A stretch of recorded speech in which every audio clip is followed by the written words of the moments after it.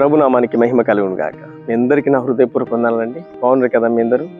చూడండి, దేవుడు నిన్ను ఎప్పుడు దీవిస్తాడంటే నువ్వు ఓర్పు కలిగి ఉండాలి, నువ్వు సహనం కలిగి ఉండాలి, నువ్వు ఎలా ఉండాలంటే శ్రద్ధ కలిగి ఉండాలి.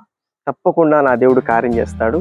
తప్పకుండా ప్రతి దాంట్లోంచి నన్ను హెచ్చిస్తాడు, నన్ను గణపరుస్తాడు. అతనట భక్తిపరుడు, ఎప్పుడు దేవుని సేవలో గడిపేవాడు, ఎప్పుడు దేవునితో ఉండేవాడు, దేవుని గడప యుద్ధ కాచుకొని ఉండేవాడు. తన ఫ్రెండ్ ఒకసారి ఫోన్ చేసి నాకు జాబ్ వచ్చిందని చెప్పాడు, సంతోషించాడు. నెక్స్ట్ వీక్ ఇంకొక అతను ఫోన్ చేశాడు, నాకు కూడా జాబ్ వచ్చిందిరా, కొంచెం బాధ కలిగింది. మళ్ళా నెక్స్ట్ వీక్కి మళ్ళీ ఇంకొక ఫ్రెండ్ ఫోన్ చేశాడు, నాకు కూడా జాబ్ వచ్చిందా, ఇంకా కొంచెం బాధ తగిలింది.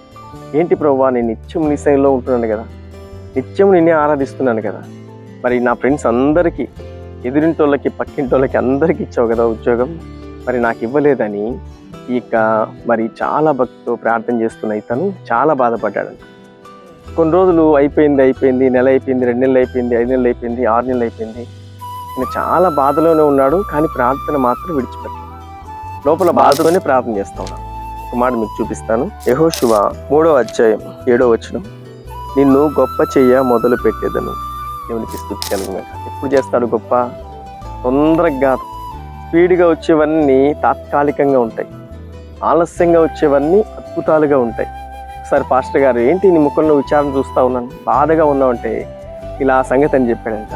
లేదు, ఎప్పటికీ అలా అనుకోకు, నీకు గొప్పది ఇవ్వబోతున్నాడు, మేలుకరమైనది ఇవ్వబోతున్నాడు, నువ్వు ఊహించని విధంగా అవాక్కైపోయేది నీకు ఇవ్వబోతున్నాడు, వెయిట్ చేయని చెప్పాడంట. ఆయన చెప్పాడు, కానీ ఇతనికి మాత్రం నమ్మిక లేదు. 6 నెలల తర్వాత ఒక లెటర్ వచ్చింది. ఎన్నో వాటికి అప్లికేషన్ పెట్టాడు. పెద్ద కంపెనీ నుంచి ఒక లెటర్ వస్తే చూస్తే షాక్ అయిపోయాడు. రేపే వచ్చి జాయిన్ అయిపోయాడు. అందరికీ జీతాలు 20,000 30,000 అయితే ఇతని జీతం ఎంతో తెలుసా? 1,50,000 అంటాడు. నీ దేవుడు ఎవరో తెలుసా? ఆలస్యమైన అద్భుతం చేసే దేవుడు. నువ్వు ఓర్పు కలిగి ఉండు, సహనం కలిగి ఉండు. వచ్చిన వారందరిని చూసి ఇంకా సంతోషించి వారిని బట్టి స్తుతించు. తప్పకుండా నీకు మేలు చేయబోతున్నాడు, అద్భుతం చేయబోతున్నాడు, గొప్ప ఆశీర్వాదం నీకే ఇవ్వబోతున్నాడు. అటువంటి కృప, అటువంటి భాగ్యం ప్రభు మీ అందరికి అనుగ్రహించి నడిపించును గాక. ఆమేన్. కామెంట్ బాక్స్లో ఆమేన్ అని టైప్ చేయండి. తప్పకుండా మీకోసం నేను ప్రత్యేకంగా ప్రార్థన చేస్తాను.